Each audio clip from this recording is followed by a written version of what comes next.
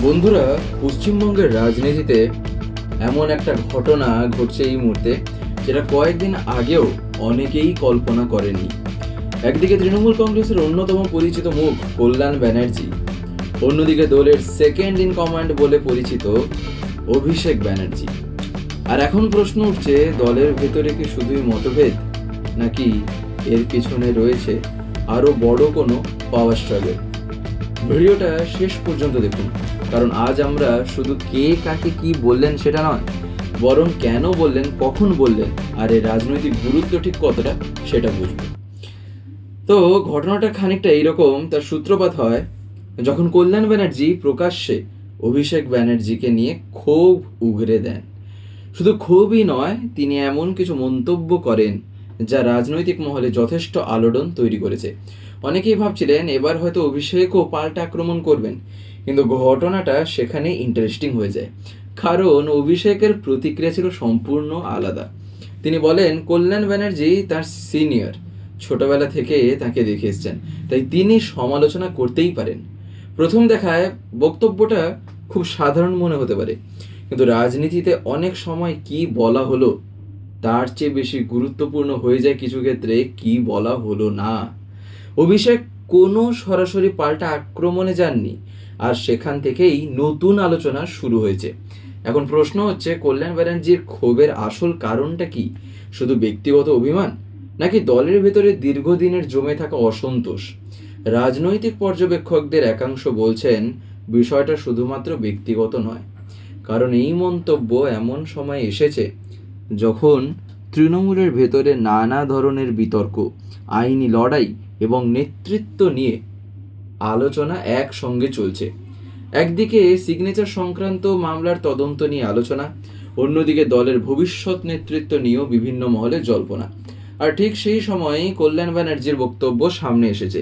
এখানেই গল্পটা আরও গভীর হয়ে যায়, কারণ বাংলার রাজনীতিতে বহুবার মতভেদ হয়েছে, কিন্তু প্রকাশ্যে এভাবে বক্তব্য দেওয়া সবসময় বড় রাজনৈতিক বার্তা বহন করে। আরেকটা বিষয় লক্ষ্য করার মতো, তা হলো কল্যাণ ব্যানার্জি কিন্তু বারবার জানিয়েছেন, তিনি কিন্তু এটা পরিষ্কারভাবে জানিয়ে দিয়েছেন যে তিনি মমতা বন্দ্যোপাধ্যায়ের প্রতি অনুগত। অর্থাৎ তার বক্তব্যের কেন্দ্রবিন্দুতে মমতা নন, আলোচনার কেন্দ্রবিন্দুতে উঠে আসছেন অভিষেক।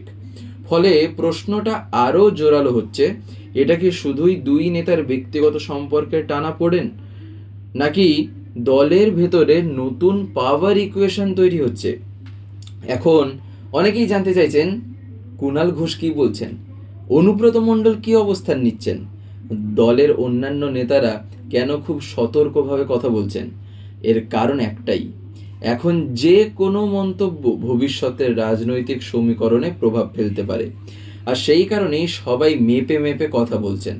কিন্তু সাধারণ মানুষের কাছে সবচেয়ে গুরুত্বপূর্ণ প্রশ্ন হলো, এই সংঘাতের প্রভাব কি শুধু দলের ভেতরেই সীমাবদ্ধ থাকবে, নাকি আগামী দিনে বাংলার রাজনীতির ওপরও এর প্রভাব পড়বে?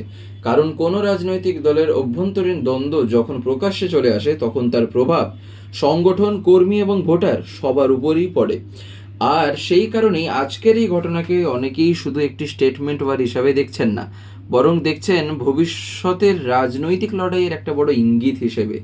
তাহলে সব কিছু মিলিয়ে আজকের ছবিটা কি? একদিকে কল্যাণ ব্যানার্জির তীব্র অসন্তোষ, আর অন্যদিকে অভিষেক ব্যানার্জির সংযত প্রতিক্রিয়া, আর মাঝখানে দাঁড়িয়ে রয়েছে এক গুচ্ছ প্রশ্ন। এই মতভেদ কি কয়েক দিনের মধ্যেই মিটে যাবে, নাকি আগামী দিনে আরও বড় রাজনৈতিক অধ্যায়ের সূচনা করবে? সেটার উত্তর হয়তো এখনই কারো কাছে নেই, কিন্তু একটা বিষয় নিশ্চিত, পশ্চিমবঙ্গের রাজনীতিতে এই অধ্যায় এখনো শেষ হয়নি, বরং মনে হচ্ছে আসল গল্পটা হয়তো এখনই শুরু হয়েছে। আপনাদের কি মনে হয়, কল্যাণ ব্যানার্জির বক্তব্য কি শুধুই ব্যক্তিগত ক্ষোভ, নাকি এর পেছনে রয়েছে আরও বড় রাজনৈতিক বার্তা? কমেন্টে আপনারা অতি অবশ্যই আপনাদের মতামতটা জানাবেন। আর এই যে এই খবরগুলি, এগুলি বলতে পারেন এমনই এক একটি খবর যা কিন্তু পশ্চিমবঙ্গের প্রত্যেকটা মানুষই প্রায় বলতে গেলে এমনভাবেই এই জিনিসটাকে দেখছেন, এমনভাবেই জিনিসটাকে তারা অবজার্ভ করছেন, যেখানে কিন্তু তাদের মনে নানান রকম প্রশ্ন উঠে এসে দাঁড়াচ্ছে। তাই এই যে খবরগুলি, এগুলি কিন্তু আমাদের এমনভাবেই জানা চাই যেন তা তথ্যভিত্তিকভাবে যেন সঠিক হয়। যাই হোক, কমেন্টে তো আপনারা অতি অবশ্যই জানাবেন আপনাদের মতামত। আর যদি বাংলার সিচুয়েশন চ্যানেলটিকে সাবস্ক্রাইব করে না থাকেন এই চ্যানেলটিকে, তাহলে আপনারা অতি অবশ্যই সাবস্ক্রাইব করে রাখবেন আর বেল আইকন প্রেস করে অল করে রাখবেন, যাতে আপনারা এই ধরনের খবরগুলি জানতে পারেন। নমস্কার।